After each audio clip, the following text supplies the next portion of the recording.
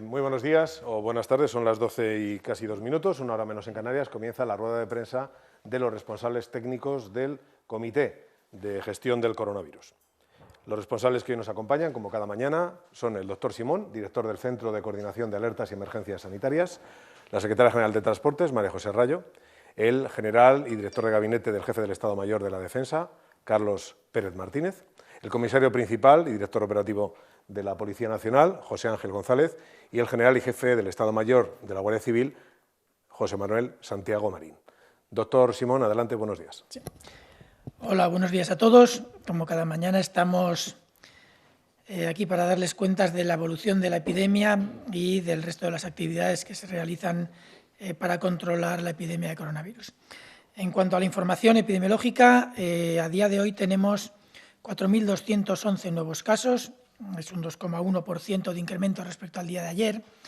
Sí que es interesante, antes de continuar con el resto de los datos, pararnos un momento con esta cifra, porque casi la mitad de estos nuevos casos han sido diagnosticados por pruebas serológicas. Son estas pruebas que, si recuerdan, en estos últimos días están haciendo que el número incrementado de test, de pruebas que se están realizando, están recogiendo casos que estaban con sintomatología leve, que hace solamente 10 o 15 días no llegaban a diagnosticarse nunca, ahora sí que se están diagnosticando. Y esos representan hoy casi la mitad de los nuevos casos. Los que son comparables a las cifras de hace una semana son la otra mitad, lo que es una cifra que, desde el punto de vista de la evolución de la epidemia, implica claramente que la evolución es la correcta y que además estamos teniendo una de las capacidades necesarias para empezar a pensar en una transición, que es la capacidad de detectar, diagnosticar y aislar correctamente a todos los casos, sean graves, leves o muy leves. Creo que es importante entender bien esta cifra porque, como les digo, va a ser clave en las próximas semanas. En las próximas semanas lo que buscaremos será detectar cada caso, por leve que sea, para poder valorar la posibilidad o no de ir abriendo medidas de control. Esta cifra hace que el total de nuevos casos ascienda ya a 208.389. También tenemos, obviamente, recuperados, más que estos últimos 2 o 3 días. Tenemos 3.401 casos recuperados, que supone un incremento de algo más del 4% de los casos que se habían visto hasta la fecha. En cuanto al número de nuevos casos ingresados en UCI y nuevos casos hospitalizados, tenemos incrementos del 0,8 y el 1,4% respectivamente, en la misma línea que estábamos observando en estos últimos días, sabiendo además que casi la mitad, tanto de los ingresados en UCI como de los nuevos casos hospitalizados, corresponden a una sola comunidad autónoma. La otra cifra, que es la que siempre más nos duele, es el número de nuevos fallecidos. Se mantiene en las cifras de estos últimos días, alrededor de los 400 casos, hoy son 435 casos.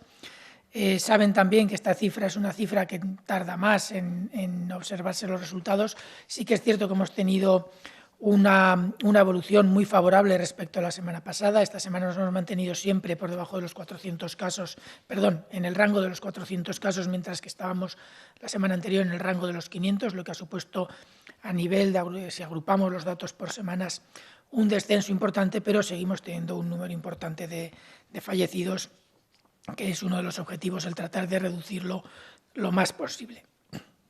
A nivel internacional, las cifras siguen siendo equivalentes a las de estos días. Seguimos teniendo un país que destaca por encima de los demás, notificando alrededor de 30.000 nuevos casos cada día, es Estados Unidos. Ya está claramente por encima de los 700.000 casos y las letalidades en los diferentes países son similares a las españolas en la mayoría de los países europeos equivalentes al nuestro, pero sí que es cierto que, como siempre, hay algunos que tienen una letalidad menor y siempre hemos comentado la situación de Alemania, que ahora mismo tiene una letalidad de alrededor del 3,2%. Al margen de eso, no hay mucha más información de interés. En las preguntas, si hay cualquier duda, la podemos aclarar. Y sin más, le voy a ceder la palabra al general Carlos Pérez, del Ministerio de la Defensa. Gracias, Fernando. Buenos días. Ayer, las diferentes unidades de las Fuerzas Armadas implicadas en la operación Balmis mantuvieron un esfuerzo a lo largo de toda la geografía nacional de 6.258 militares y estuvieron presentes en 222 municipios. El día de ayer cubrieron todos los objetivos previstos, destacando desinfección de 63 residencias de mayores, 3 más de las previstas y con las cuales, además, ya hemos hecho la cifra redonda de 4.500, 9 hospitales y 14 centros de salud. Cabe destacar también que ayer se comenzó el desmontaje de material de los pabellones 1 y 3 de IFEMA. Hoy tenemos previsto actuar en 211 localidades y podemos destacar, entre otras, las siguientes actividades. Desinfección, continuamos en IFEMA, en la estación marítima de Ceuta, en la estación de Renfe de Cartagena, la estación de autobuses de la Plaza de Armas de Sevilla, los centros penitenciarios de Soto del Real y Murcia 1, las comisarías de la Policía Nacional en Reus y Tortosa, las comisarías de policía local en 9 localidades en Tenerife, 7 hospitales, 9 centros de salud y 67 residencias de mayores.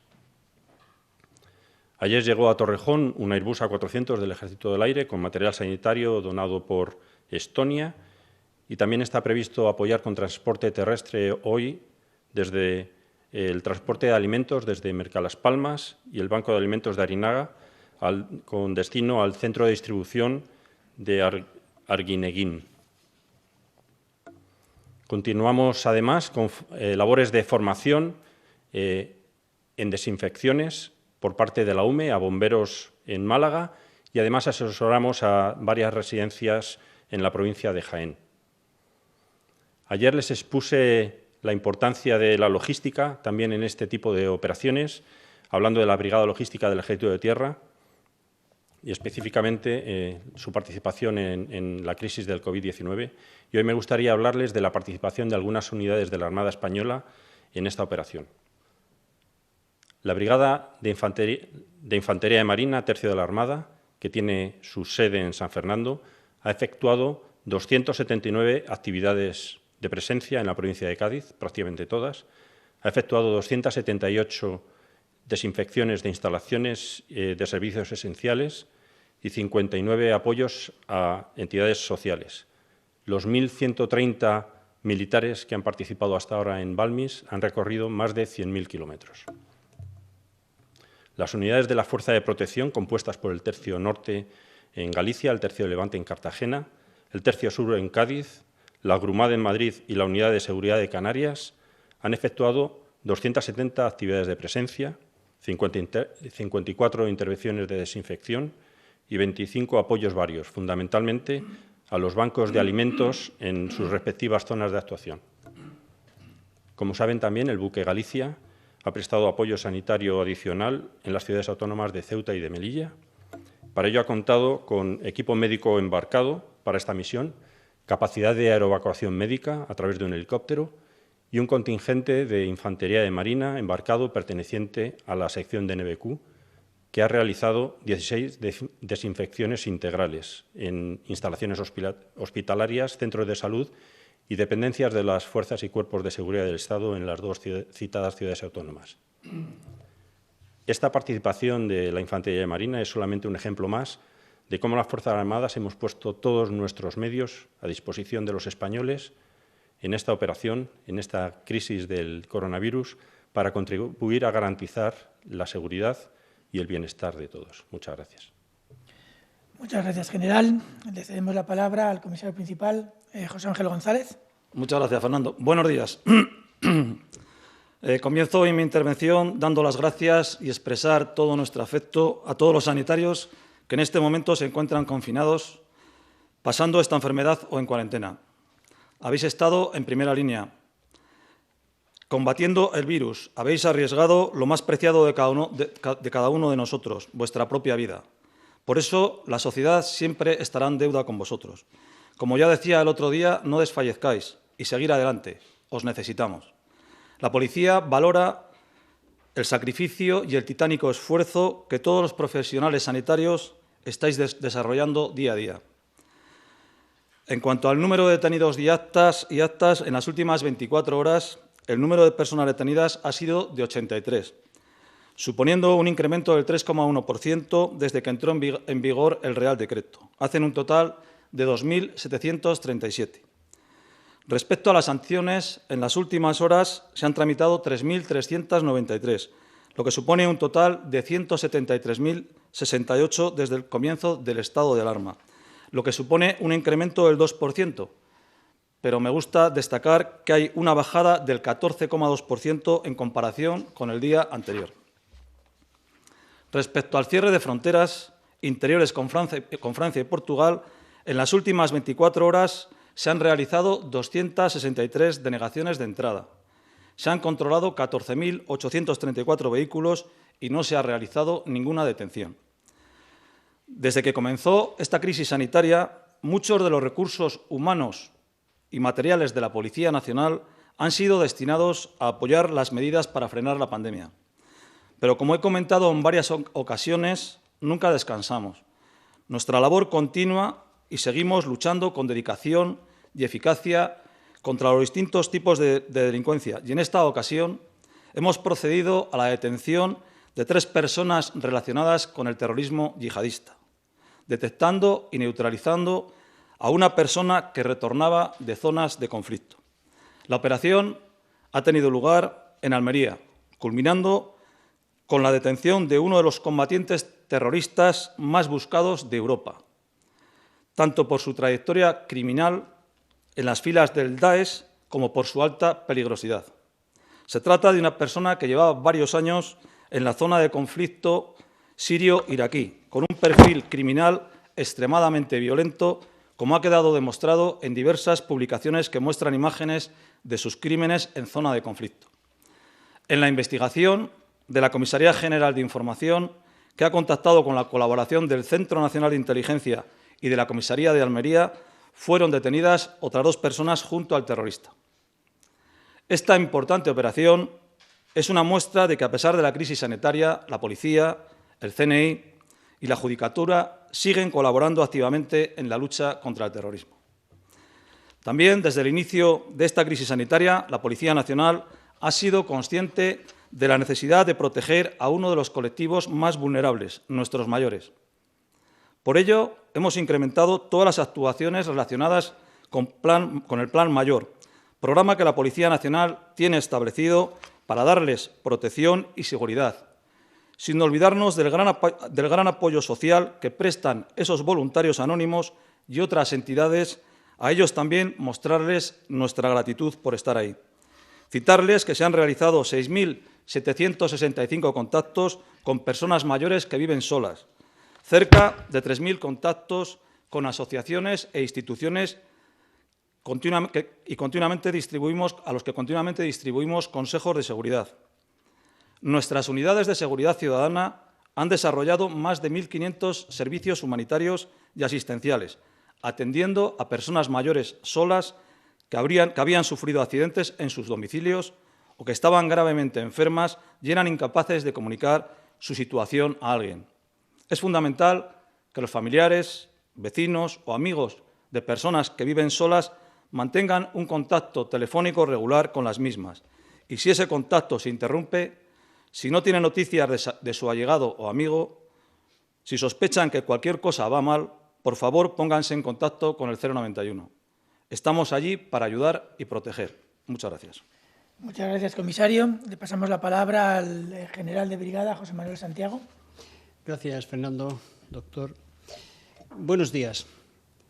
Un día más, la Guardia Civil ha continuado cumpliendo sus misiones generales en esta situación de crisis para hacer frente al coronavirus.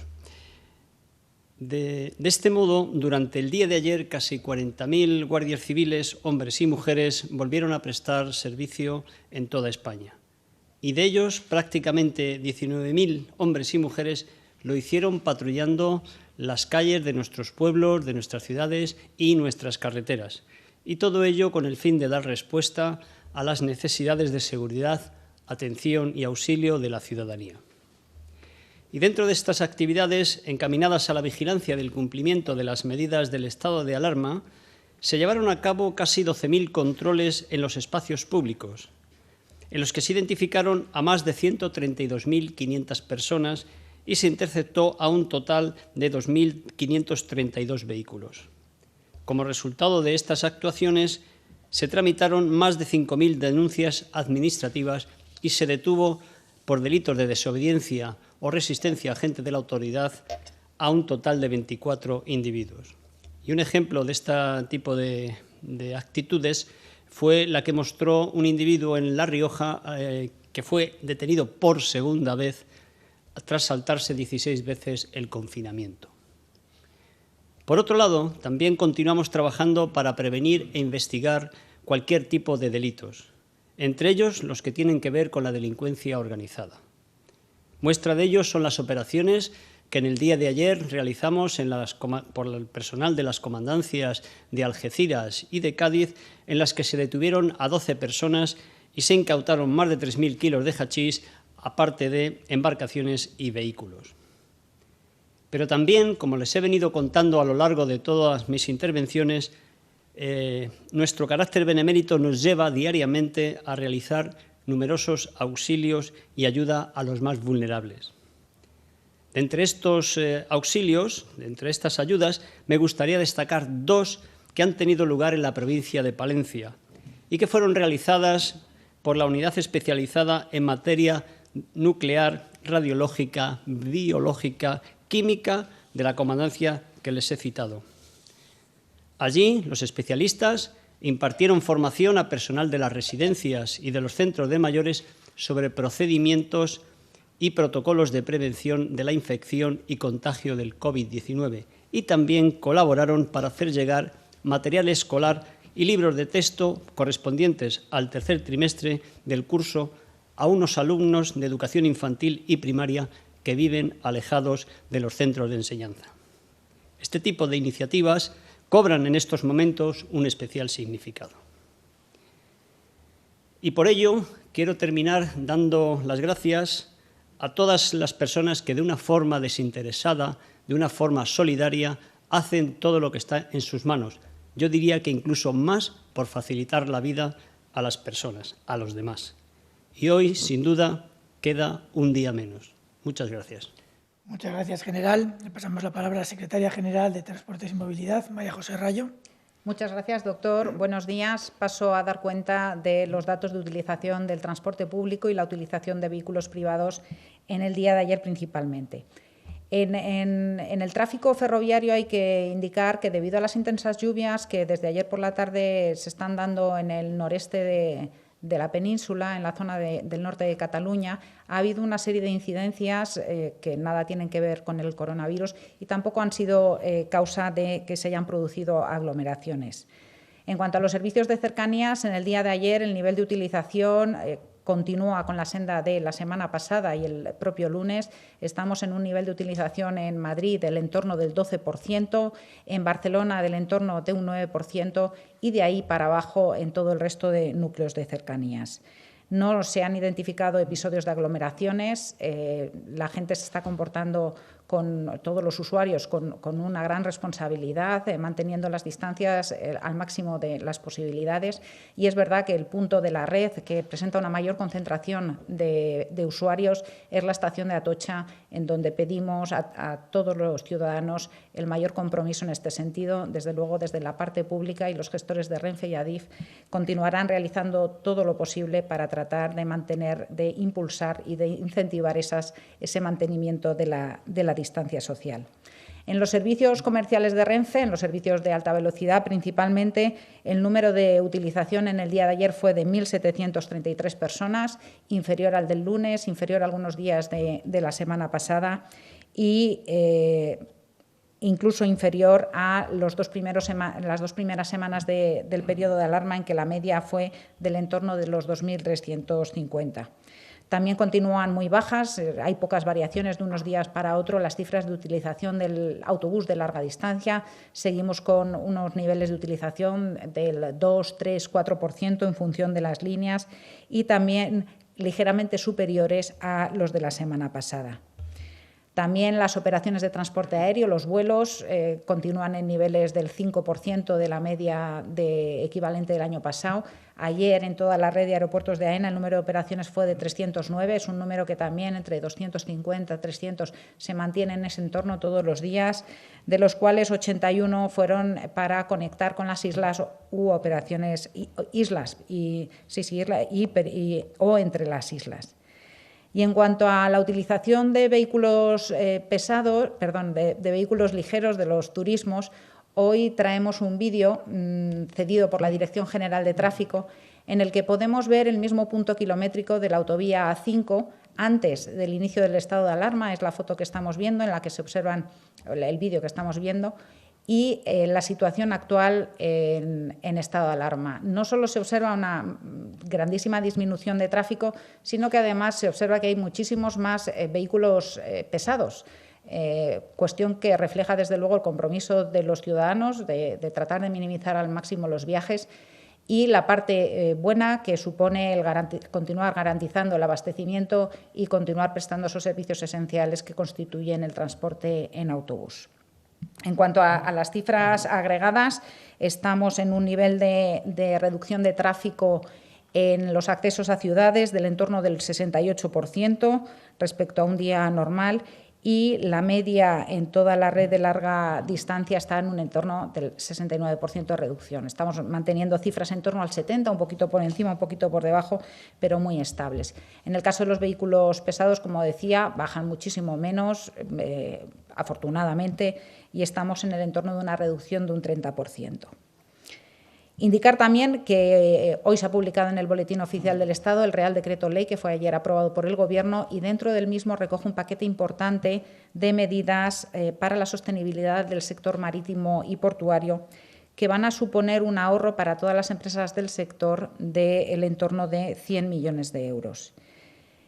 Y antes de terminar, reiterar que continúa el proceso de reparto de mascarillas a los profesionales del transporte, tanto a los profesionales del transporte de mercancías, que tienen a su disposición en toda la red de oficinas de correos más de 1.900.000 mascarillas, que unidas a las 930.000, casi 1 millón, que se repartieron en un periodo anterior, van a sumar 2.870.000 mascarillas que en total van a estar a disposición de este sector. Y también ayer terminó el proceso de reparto de estas mascarillas a las comunidades autónomas para que a su vez lo repartieran a los profesionales, a los trabajadores de los servicios que forman parte de su competencia, los autobuses, líneas de metro, etcétera. De esta manera, con estos repartos que están ahora en proceso, el Ministerio de Transportes, Movilidad y Agenda Urbana da por concluido su compromiso de abastecer al sector en unos momentos de gran dificultad. Se ha hecho un esfuerzo muy importante tanto para adquirir estas mascarillas como en el proceso de reparto en todo el territorio nacional.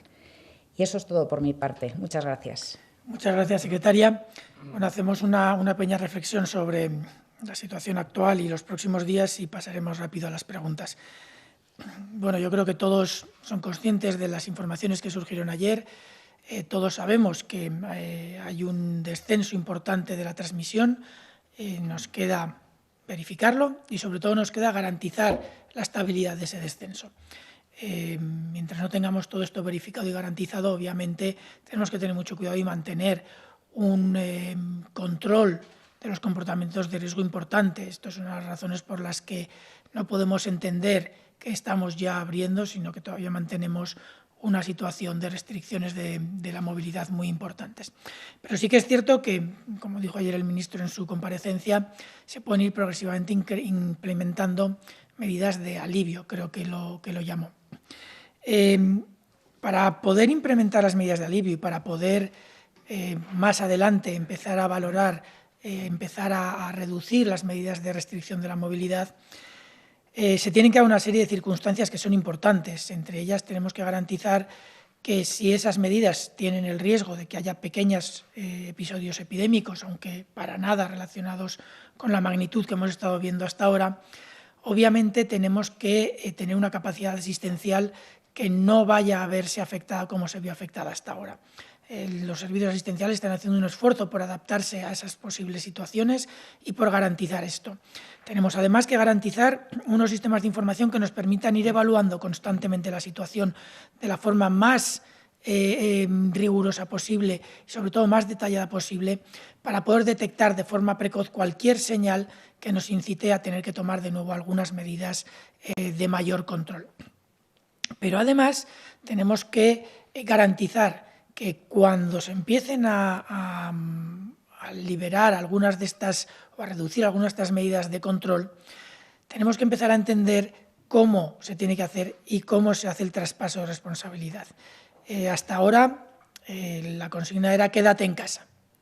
Hemos hecho un esfuerzo todos y la verdad es que tengo que agradecérselo a toda la población que nos ha permitido controlar la transmisión, pero era una consigna relativamente sencilla, dura, muy dura, pero relativamente sencilla. Dentro de bien poco vamos a empezar a tener situaciones en las que, por la complejidad de las diferentes medidas que se vayan tomando para ir abriendo de nuevo la movilidad, vamos a tener que tomar un papel mucho más activo y asumir mucha más responsabilidad a nivel individual, porque si no volvemos a tener el riesgo de brotes epidémicos importantes con la letalidad y los riesgos de colapso que les acompañan para el sistema sanitario. Por lo tanto, yo creo que debemos entender muy bien cómo va evolucionando los datos y cómo nos van a ayudar. Hoy hemos visto que ha habido un pequeño incremento de casos, pero sabemos que ese incremento de casos se debe a que estamos empezando a cumplir una de las condiciones.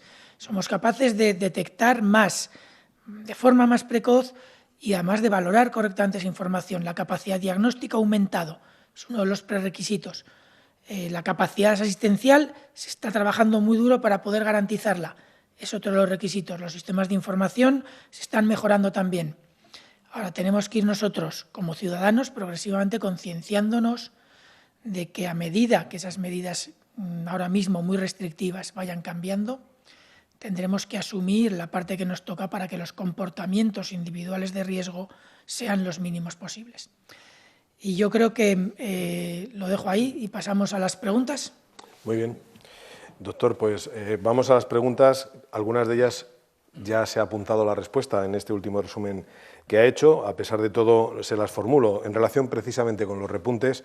Medios como Radio Intereconomía o Catalunya Press o Diario 16 formulan lo siguiente: ¿a qué cree que se debe el repunte de fallecidos por el COVID? A pesar del repunte, dice Catalunya Press. Diario 16, a pesar del repunte en los datos, van las cosas según lo previsto. O Radio Intereconomía, la cifra de contagiados vuelve a subir, corresponde al incremento en el número de test rápidos que se están realizando. Ya han pasado más de 10 días desde que se reiniciara la actividad no esencial. ¿Están detectando un repunte de contagios provocado por esta vuelta al trabajo? Sí. Voy a empezar por el final, primero porque es la pregunta de la que más me acuerdo. Bueno, llevamos mucho tiempo explicando cómo se recogen los datos y qué retrasos hay en la información. Y obviamente es ahora cuando tenemos que empezar a ver si ese, digamos, efecto de parar el permiso retribuido recuperable, ha tenido algún impacto o no en la transmisión. Lo cierto es que no estamos observando que haya tenido un impacto. Puede haber pequeñas variaciones que tenemos que interpretar. Como digo, el efecto se está empezando a ver en estos días, ayer, hoy, mañana. Por lo tanto, tenemos que tener cuidado, pero también sabemos que estamos haciendo muchas más pruebas y muchas más pruebas serológicas que detectan las defensas en personas que se infectaron y estaban aisladas hace ya un tiempo relativamente largo. Por lo tanto, no se ha visto ahora mismo, no sabemos lo que pasará mañana, obviamente, pero hasta la fecha no hemos visto un repunte significativo en ese número de casos. Sí que hemos visto casi más el efecto de nuestra mayor capacidad de realizar pruebas diagnósticas, tanto por PCR, todos sabemos que la PCR detecta al virus y por lo tanto implica a una persona con infección, como de realizar pruebas de anticuerpos, que según las características de la persona, si tiene o no síntomas, y según el tiempo transcurrido desde esos síntomas hasta que se hace la prueba, pueden indicar haber pasado o no una infección o estar en ese momento infectado. Por lo tanto, la interpretación es diferente. Pero sí que vemos que tenemos un incremento importante en ambos tipos de pruebas. Y aún así, la evolución de los casos sigue con una tendencia ascendente. Esos pequeños altibajos que estamos observando desde el inicio de la epidemia y que son normales en todas las epidemias, pero sigue manteniendo, si miramos las tendencias un poco más a largo plazo, una tendencia descendente. Los fallecidos sí que es cierto que han subido desde los 399 que tuvimos hace 2 días, pero claro, hace 2 días era lunes. Todos sabemos también, porque llevamos ya tiempo oyendo la información que vamos dando, yo creo que la población ya sabe que los datos de los fines de semana siempre llevan un poquito más de retraso que otros y se observan, ese efecto se recupera normalmente el martes, algunas veces entre el martes y el miércoles. Entendemos que estos repuntes mantienen más o menos las tendencias habituales. Sabemos que la letalidad es más lenta en su descenso de lo que estamos viendo, la mortalidad, de lo que estábamos viendo hasta ahora, entre otras cosas porque tarda más. Si una persona tarda alrededor de 5 días de promedio en desarrollar síntomas desde que se infectó, unos cuantos días más en ir al médico y al menos 24 o 48 horas en recibir el diagnóstico y notificarse, luego tenemos que esperar a que se resuelva o fallezca. En la situación triste en la que fallezca, obviamente han pasado ya un periodo mucho más largo y por lo tanto la evolución de los fallecidos siempre es más estable, como hemos dicho siempre, pero siempre va con un poco más de retraso que en la de los nuevos casos o los hospitalizados o incluso de los ingresados en UCI. Creo que hemos contestado más o menos a todas las preguntas. No sé si había una sobre el repunte de nuevos casos, que hemos comentado que se debe al incremento probablemente del número de pruebas, pero de todas formas, como siempre decimos, todas estas informaciones tenemos que valorarlas con mucho cuidado porque, si bien es cierto que ya podemos empezar a observar el efecto del fin del permiso retribuido recuperable, también es cierto que estamos empezando a observarlo. Tenemos que tener mucho cuidado. Hasta ahora vemos que no ha tenido un impacto importante, pero tenemos que ir con prudencia y seguir observándolo en estos siguientes 2 o 3 días. Seguimos entonces con más preguntas. Europa Press le pregunta, doctor Simón, el estudio de seroprevalencia va a durar 2 meses y aún no ha empezado, pero han dicho que sus resultados van a ayudar a la desescalada, cuyo inicio el presidente ha situado hacia finales de mayo. No entiende la periodista que pregunta cómo va a ayudar a la desescalada si finaliza después de que empiece esta. Este estudio es un estudio que es un estudio ambicioso, con una metodología muy bien estudiada y muy bien preparada por el Instituto de Salud Carlos III, en colaboración con todas las comunidades autónomas. Y es un estudio que nos permite, por su diseño, valorar la situación actual, pero también valorar la evolución de la transmisión en las próximas semanas. Este estudio, todavía algunos detalles a cerrar, se iniciará en muy breve tiempo, no les puedo decir si en 2 días, en 3, en 4, pero lo cierto es que se va a iniciar en un plazo muy breve. Faltan algunos detalles de cerrar, básicamente de aspectos logísticos, de coordinación con las comunidades autónomas, pero este estudio en concreto nos va a empezar a dar resultados ya desde el final de la primera semana de desarrollo. Es cierto que se tendrán que ir complementando con las informaciones posteriores, pero nos van a empezar a dar resultados ya preliminares desde el final de la primera semana. Obviamente harán falta algún día para hacer los primeros análisis preliminares, no serán 1, si serán 2, los que sea necesario para los epidemiólogos que vayan a hacer el análisis, que lo puedan hacer y nos puedan dar esa información. Pero sí que es cierto que desde la primera semana de inicio podremos empezar a tener algún resultado preliminar y si no, como muy tarde, desde la segunda semana. Además de darnos una idea del estado inmunitario de nuestra población y del número potencialmente real de casos que se haya producido en nuestra población en general, podremos valorar el número de casos que se producirán en las siguientes semanas cuando se haga la segunda onda y unas semanas más tarde cuando se haga la tercera. Esto se tiene que hacer así porque obviamente la epidemia todavía no ha terminado en nuestro país. Por lo tanto, hablar de la prevalencia o de la incidencia real de la epidemia mientras todavía estamos en las últimas fases, pues no sería lógico, sería la incidencia hasta el momento en el que se haga el estudio.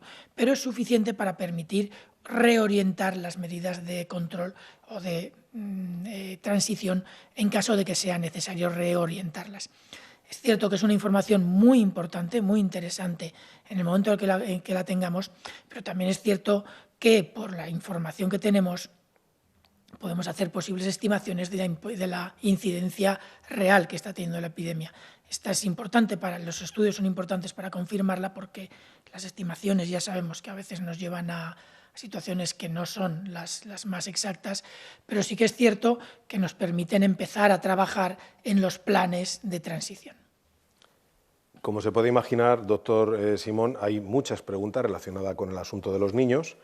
Trato de agrupar algunas. La sexta: ¿avala el comité de expertos que los niños vayan al supermercado? El Huffington Post: ¿deberían llevar los niños mascarillas cuando salgan a dar un paseo? ABC: respecto a los múltiples cambios que se dieron respecto a las salidas de los niños, ¿había un plan fijado con antelación? ¿Se les ha consultado sobre esto? ¿Qué opinan de la primera opción de la salida de los niños a los supermercados? ¿La primera decisión se adoptó de acuerdo con los expertos según el Gobierno? ¿Es así? Podríamos seguir. Cadena SER añade además: le gustaría saber qué va a pasar con los menores de edad entre los 14 y 18 años. ¿Van a poder salir ellos también a pasear? Parece que esa franja de edad se ha obviado. Bueno, vamos a ver, yo entiendo que cualquier persona que piense que tenga esperanzas de salir inmediatamente y que de pronto piense que las esperanzas se cortan, yo entiendo que se puedan, ha dicho la palabra agobiado, podría ser. Vamos a ver, vamos a ir una a una. Los expertos, llevamos diciendo ya tiempo, me incluyo entre los expertos, y el comité científico y otros grupos de trabajo de expertos científicos con los que trabajamos, llevamos ya mucho tiempo hablando de qué tiene sentido o no tiene sentido hacer. El problema es que lo que nosotros planteamos tiene que ser luego factible y se tiene que poder verificar, comprobar e implementar correctamente. Por lo tanto, todo lo que los expertos digamos tiene que estar modulado luego por muchos otros factores y por muchas otras variables que nosotros desde Sanidad no controlamos. Por lo tanto, no piensen que lo que diga un experto sanitario tiene que implementarse exactamente como dice. Desde el punto de vista epidemiológico, lo que nos interesa es eliminar los comportamientos de riesgo. Los comportamientos de riesgo son aquellos que pueden implicar una transmisión entre una persona infectada y una persona todavía vulnerable o susceptible.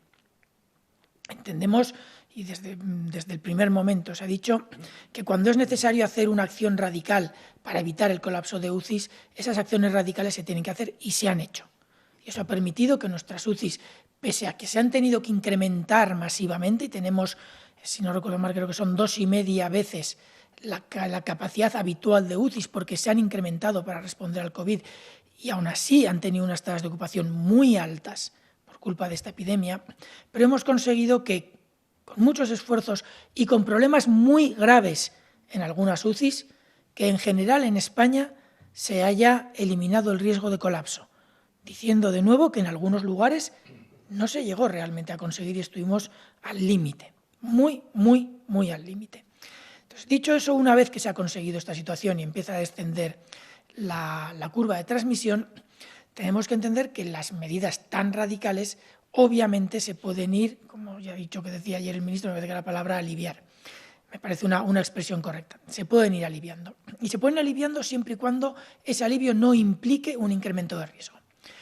Yo creo que es fácil entender para todos que un núcleo familiar que está viviendo junto en su casa durante todo este periodo supone el mismo riesgo de transmisión en su casa que en un sitio donde están ellos solos.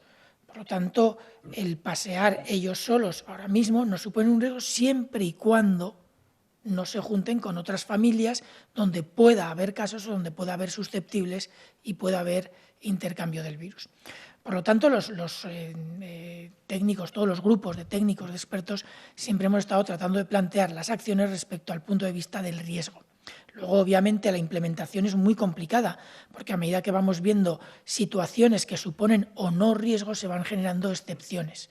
Esto es muy difícil de implementar y entendemos que se tienen que buscar las medidas intermedias para reducir esos riesgos y al mismo tiempo ir progresivamente abriendo o reduciendo las medidas de restricción de la movilidad en el momento adecuado y siempre y cuando las indicaciones de la evolución de la epidemia nos lo van permitiendo. En cuanto a los supermercados, obviamente en los supermercados se han implementado medidas para reducir riesgos, pero sí que es cierto que en el supermercado probablemente hay una proximidad mayor que si una familia se va sola a pasear por una calle. No quiere decir que haya un riesgo mucho más elevado. O sea, el mantener las distancias, el mantener las medidas de precaución que siempre hemos comentado, implican que el riesgo se reduce a límites mínimos. Pero sí que es verdad que no tendría sentido que los supermercados volvieran a masificarse. Por lo tanto, hay que tener cuidado. Si las familias pueden sacar a pasear ellos solos a sus hijos, pues bueno, a lo mejor pueden no llevarlos al supermercado, pero ya digo que no supone un riesgo excesivo siempre que se mantengan las distancias que estamos recomendando desde el principio de la epidemia. Si tienen que llevar o no mascarillas, las mascarillas son una recomendación. Tenemos muchas otras medidas que son importantes.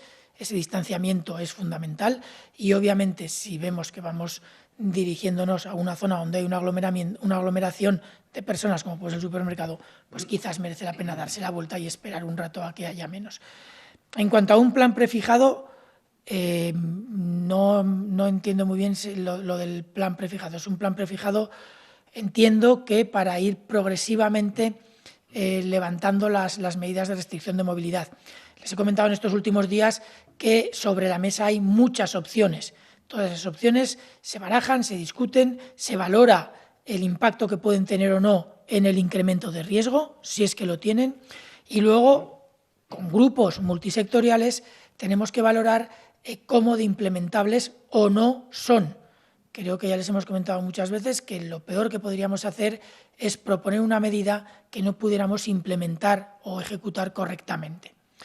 Hemos hablado en estos días, porque ha habido preguntas múltiples, de los grupos vulnerables, hemos hablado del deporte individual, se ha hablado del paseo, aunque no fuera, también es deporte individual, se ha hablado de los niños, se ha hablado de muchas de estas medidas que siempre han estado sobre la mesa y que se han valorado tanto desde el punto de vista técnico-sanitario y del riesgo, como desde el punto de vista de su implementación. Obviamente, implementarlas todas a la vez es complicado y nos puede poner en una situación en la que repuntemos drásticamente en el número de casos, con lo cual volveríamos a poner al sistema en una situación crítica y eso no lo queremos. Al margen de eso, todas estas medidas que se discuten desde hace muchas semanas para ver cuáles tienen más o menos sentido, cuáles son más factibles o no, están siempre ahí. No hay un calendario, como algunos quieren, exacto, porque además va a depender del efecto que vayamos viendo de la introducción progresiva de algunas de ellas. Recuerdo una de las preguntas, la franja de edad entre 14 y 18. Sí, y ya añado, por ejemplo, de la COPE, insisto en que son muchísimas las preguntas, porque la norma habla de un adulto y un niño o niña. Pregunta la COPE, ¿debe limitarse a un solo hijo cada paseo o puede un mayor salir con varios a la vez? ¿O podrá? Claro. Yo entiendo que el Ministerio de Sanidad tiene que redactar una orden con una especie de guía de cómo se tiene que hacer esto, y en esa guía es donde se propondrá el número de niños o no un número de niños o las condiciones con las que se va abriendo todo esto. Ahora mismo no podría decirle si se limitará a un niño o no, será la orden que hace el ministro, que firma el ministro, la que lo decida al final. Nosotros, el equipo del técnico, estaremos en las discusiones, entiendo, y luego la orden incluirá al menos parte de lo que nosotros propongamos, entiendo. Pero las discusiones se van a empezaron ayer y van a durar todavía unos días hasta que se defina la orden. Por lo tanto, no puedo dar mucha información sobre eso. En cuanto a la franja de edad de 14 a 18 años, si yo la verdad, yo no soy muy bueno interpretando legislación, pero yo entiendo que los niños de 14 a 18 años ya podían salir a hacer actividades necesarias, podían salir a hacer la compra, podían salir a hacer otra serie de a la farmacia, a comprar el pan. Yo entiendo que podían hacer otra serie de actividades que hasta cierto punto podían relajar un poco la situación de confinamiento. Incluso podían salir a pasear los perros para aquellos que los tuvieran. Por lo tanto, en principio la decisión que hay ahora mismo sobre la mesa es hasta los 14 años. Yo entiendo que es razonable, pero bueno, en los próximos días se planteará la versión final. Hispanidad pregunta a los responsables de Interior si perciben un incremento de las rupturas del confinamiento. ¿Consideran que la gente está tan convencida como hace 4 semanas de la necesidad de ser tan riguroso con la reclusión domiciliaria? Hombre, yo ayer ya comentaba y además empecé mi intervención felicitando a la gente por su civismo, por su solidaridad, y además ayer comentaba que los datos de detenciones y datos de actas por incumplimiento han descendido, con lo cual yo creo que en este momento la gente que está todavía más concienciada de no salir. El Faro de Melilla pregunta también, comisario, hoy se produce la primera salida del CETI de Melilla desde que comenzó el estado de alarma. ¿Por qué este cambio de parecer? ¿Se plantean seguir dando traslados al centro? Recuerda que este centro alberga al doble de inmigrantes de su capacidad. Sí, efectivamente. El CETI de Melilla actualmente tiene 1.670 extranjeros en su interior. Es el doble de su capacidad. Estamos intentando, como bien ha dicho, hoy sacamos un primer viaje de 51 que vienen aquí a la península, que los recepcionan ONGs. Estamos intentando el viernes de esta misma semana, también otro viaje de otros 21. Nosotros, en la medida que podamos, intentaremos ir sacando gente del CETI. Pero hay que ser conscientes de que un gran número de los que están en el CETI son marroquíes, son argelinos, que ahora mismo las fronteras están cerradas y es imposible su salida. Es más, tenemos los últimos 55 que hicieron el salto en valla, todavía no los hemos ingresado en el CETI porque los hemos tenido pasando la cuarentena en otro lugar. Seguramente esos 55 pasarán en estos días a CETI y seguiremos intentando hacer viajes para, de alguna forma, esa situación que sabemos que es difícil, por lo que estamos diciendo, que está al doble de su capacidad, pues intentaremos sacar más gente de ahí. Comisario, una más que le formula Radio Nacional de España, que pregunta que con el Ramadán a punto de comenzar, ¿qué implica visitas a familiares y rezos multitudinarios en mezquitas, entre otras cosas? ¿Hay alguna instrucción concreta al respecto? Estamos hablando, ya hay unos dispositivos específicos para el tema de Ramadán. Se ha hablado con todos los responsables de mezquitas, está perfectamente organizado y no va a haber ningún tipo de problema, ni ningún tipo de reunión, ni va a haber ninguna cosa que se salga de lo estipulado en el Real Decreto del estado de alarma. Y sobre los escenarios de desescalada, un par de últimas preguntas. Doctor Simón, pregunta El Mundo, ¿puede darnos un horizonte temporal para la desescalada y en qué autonomías exactamente cree que podría comenzar antes? A la cual añado una pregunta del Grupo Nervión Euskadi. Tras el anuncio ayer de la suspensión de los Sanfermines, ¿es la evidencia de que tendremos un verano sin fiestas? Vamos a ver, antes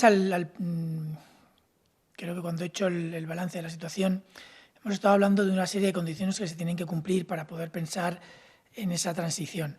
Tenemos que tener la garantía de que en caso de que haya un repunte de casos o nuevos brotes epidémicos, aunque vayan a ser menores que lo que hemos visto hasta ahora, tenemos que garantizar que nuestro sistema va a ser capaz de tratarlos correctamente, de absorberlos y de garantizar un tratamiento lo mejor posible, como siempre lo intenta todo nuestro sistema sanitario.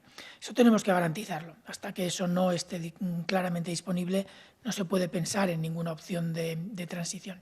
Además, tenemos que ser capaces de hacer un seguimiento bueno, estricto, de alta calidad y, sobre todo, muy oportuno en el tiempo para poder valorar cómo evolucionan los posibles casos y detectar de la forma más precoz el inicio de esos posibles rebrotes epidémicos, para poder controlarlos a tiempo y que no tengan una expansión geográfica como ha sucedido en el primer momento en todos los países.